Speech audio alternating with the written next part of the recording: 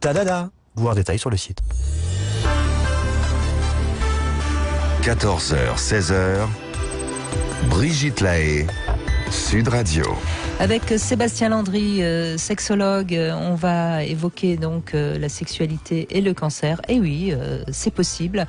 Et on commence avec Joël qui est avec nous. Merci Joël de nous rejoindre. Bonjour. Allô ? Oui, bonjour Joël. Bonjour Brigitte, bonjour Sébastien. Bonjour. Oui, en effet, moi j'ai connu un petit peu ce problème pour la bonne raison que j'avais un compagnon qui a eu un cancer, donc évidemment la chimio et tout ce qui en découle. Et c'est vrai que c'était une personne qui était particulièrement, qui avait une sexualité, pour lui c'était quelque chose d'important. Donc le fait d'avoir la chimio et de se sentir diminué, c'était particulièrement difficile pour lui. Donc, comme vous le disiez tout à l'heure, il faut pour l'accompagnant, parce qu'on n'en parle malheureusement pas suffisamment de l'accompagnant, il faut que l'accompagnant soit là, soit toujours présente pour l'encourager, pour faire des compliments, tout ça par des petites choses comme ça qu'on arrive à avoir un peu de complicité et à faire que les deux personnes se sentent bien et arrivent à un résultat qui concerne les deux, quoi.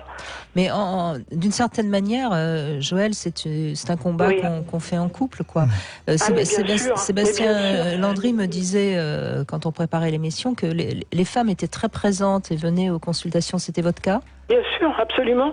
Absolument, oui, bien sûr. À chaque fois qu'il y avait des scanners. Alors là, c'était un cas différent encore parce que c'était un cancer du pancréas. Donc, on a eu une opération, on a pu faire une opération. Et donc, il y a eu des traitements qui étaient très, très lourds, vous imaginez. Donc, évidemment, c'était les parcours en ambulance, c'était les scanners, c'était la chimio, enfin, c'était assez compliqué. Mais c'est vrai que c'est très important pour la personne qui accompagne. Mais après, ce qu'il faut savoir aussi, c'est qu'il y a un moment, la personne accompagnante, elle fatigue aussi, parce que ça peut faire des mois, voire quelques années, en ce qui nous concernait, voire des années. Donc c'est très difficile et vous portez la personne à bout de bras. Voilà. Donc et qu'est-ce que vous diriez, Joël ? Qu'est-ce que vous avez ressenti pendant toute cette période ? Est-ce qu'il y a eu des moments où vous aviez de découragement mais bien évidemment. Bien évidemment, on passe par toutes sortes de périodes. Ça peut être des périodes d'euphorie. Quand on vous annonce une bonne nouvelle, on va vous dire écoutez, la maladie est stationnaire, ou on a réussi l'opération. Alors là, évidemment, tout va bien. Donc on reprend espoir. La personne se remet à manger parce qu'elle a perdu de l'appétit, elle a perdu des kilos, elle a perdu le moral, enfin tout ça. Et là, on reprend espoir. Et 6 mois après, alors suite à la chimio, suite à tous ces traitements, évidemment, comme vous disiez, on perd les cheveux, on perd les poils, on perd du muscle, on perd l'envie de se battre, l'envie de vivre. Et tout ça, par moments, ça revient. Donc, on a de nouveau une bonne nouvelle. Donc, on a envie de nouveau de se battre. Et puis, on avance tout doucement et on voit que l'appétit manque. On voit que le désir sexuel, on en a moins envie ou c'est plus possible. Et tout ça fait en sorte que c'est tout un amalgame de choses qui font que c'est très difficile, mais c'est très difficile et pour l'un et pour l'autre. Bien sûr, oui. Voilà. Mais est-ce que vous avez été suivi justement en tant que couple dans Psychologiquement, non. Non. Absolument pas, non. On vous a rien proposé ? Non, pas du tout, absolument pas. Non, alors, le pire, si vous voulez, c'est que on habitait, c'est-à-dire qu'on a déménagé, on est allé dans la région de Montpellier, si bien qu'on a laissé toute la famille à 500 km pour aller à Montpellier, mais ça c'était avant la maladie, évidemment. Bien sûr, oui. Et et on s'est retrouvés seuls.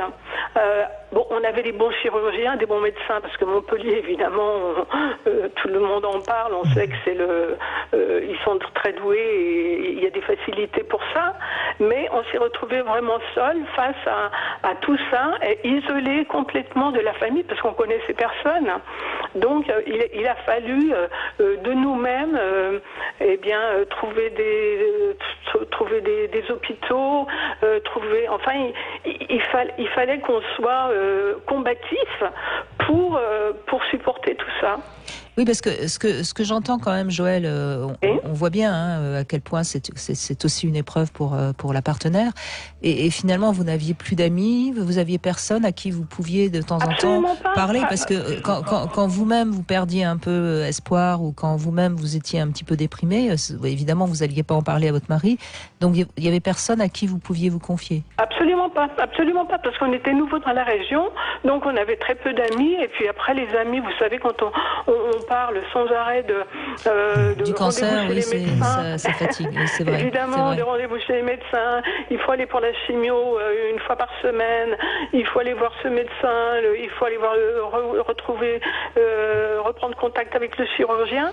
Les amis sont gentils, mais ils vont venir une heure, et puis ensuite ils s'en vont, et puis ils ont leur vie, et puis évidemment, bien sûr.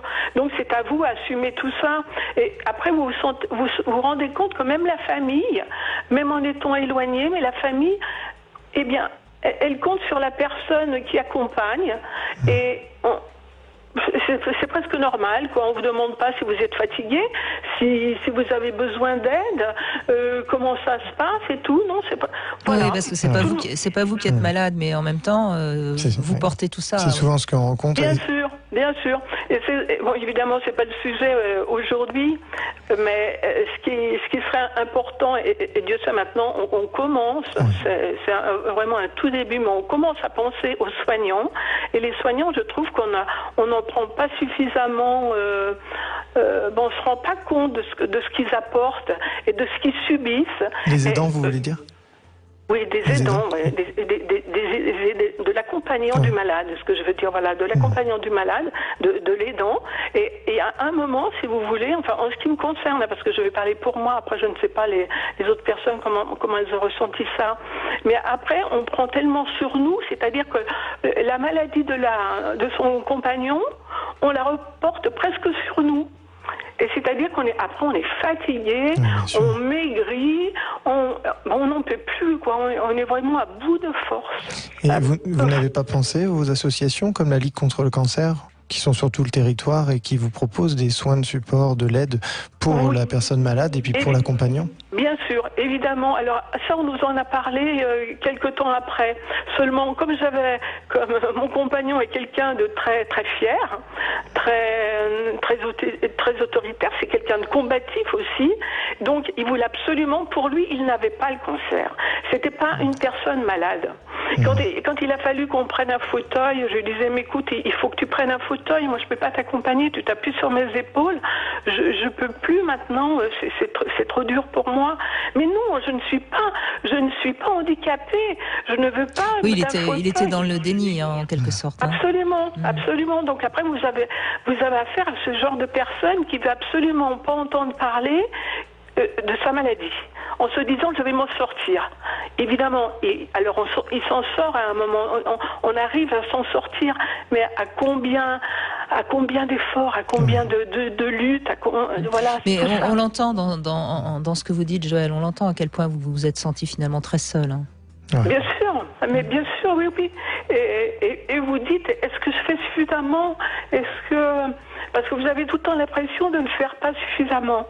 On a tout le temps l'impression que le malade attend plus, alors que vous ne pouvez pas, quoi. Vous avez les toilettes, vous avez les piqûres, parce que les infirmières ne veulent pas venir pour faire les piqûres contre le diabète, une piqûre qui est facile à faire dans le ventre.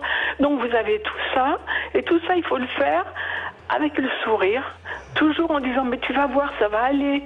Alors, Parce que, mais Joël, oui. on l'entend à quel point vous avez pris sur vous, et c'est peut-être, me semble-t-il, encore aujourd'hui, vous en gardez beaucoup les séquelles, non? Ah, mais évidemment, bien sûr. Bien sûr, oui. Mais ça, c'est ancré. La personne. Mais il est pas trop tard, Joël, pour un petit peu vous soulager auprès de quelqu'un, parce que moi, je vous sens vraiment à deux doigts de craquer là. Oui, après c'est le fait de reparler. Oui, bien de sûr, tout ça, évidemment. bien sûr, mais ça montre que quelque part, c'est encore très présent. N'hésitez pas, vous pouvez contacter la Ligue, le comité qui est dans votre département, et vous pouvez rencontrer un psychologue qui pourra vous aider. Même si ça fait peut-être, je sais pas, quelques années, mais vous avez le droit. Quelques mois, donc vous pouvez. Parce que il a eu. Alors, on va quand même regarder le bon côté des choses et le côté positif. C'est-à-dire qu'il a bien réagi à tout ça. Comme je vous l'ai répété plusieurs fois, c'est quelqu'un qui ne veut pas être malade. Donc, il n'a jamais accepté un fauteuil, qui ne voulait pas d'un déambulateur, qui a voulu aller se baigner, mais il fallait le soutenir. Et nous sommes allés à la mer, il fallait que je le soutienne, que je demande de l'aide à la plage pour qu'on le soutienne d'un autre côté. Moi, je prenais une épaule et la personne, et puis on l'emmenait comme ça dans l'eau jusqu'à ce qu'il ait de l'eau jusqu'aux épaules. Et puis après, il se débrouillait seul, évidemment. Mais le souci que ça représentait quand je le voyais partir, moi, je pouvais pas aller trop au large parce que j'aime l'eau, mais sans plus. Et le fait de me dire, mais attends, maintenant il faut reviens. Alors, mais tout ça, on explique aux gens, mais les gens ne se rendent pas compte. Mais je crois que, Joël, en vous écoutant, je crois qu'il y a beaucoup de personnes qui s'en rendent compte, et c'est en ça que votre témoignage est important. Je pense qu'il y a beaucoup d'aidants qui vont se reconnaître aussi dans votre témoignage. Oui, je crois que c'était bien aussi d'avoir le témoignage de Joël pour commencer. Je vous en remercie beaucoup, et puis écoutez, Joël, vous avez fait tout ce qu'il fallait, je crois, bravo. Allez, on se retrouve dans un instant avec notre Sexy News. Et puis, bien sûr, vous pouvez vous aussi réagir sur Sud Radio 0826 300 300.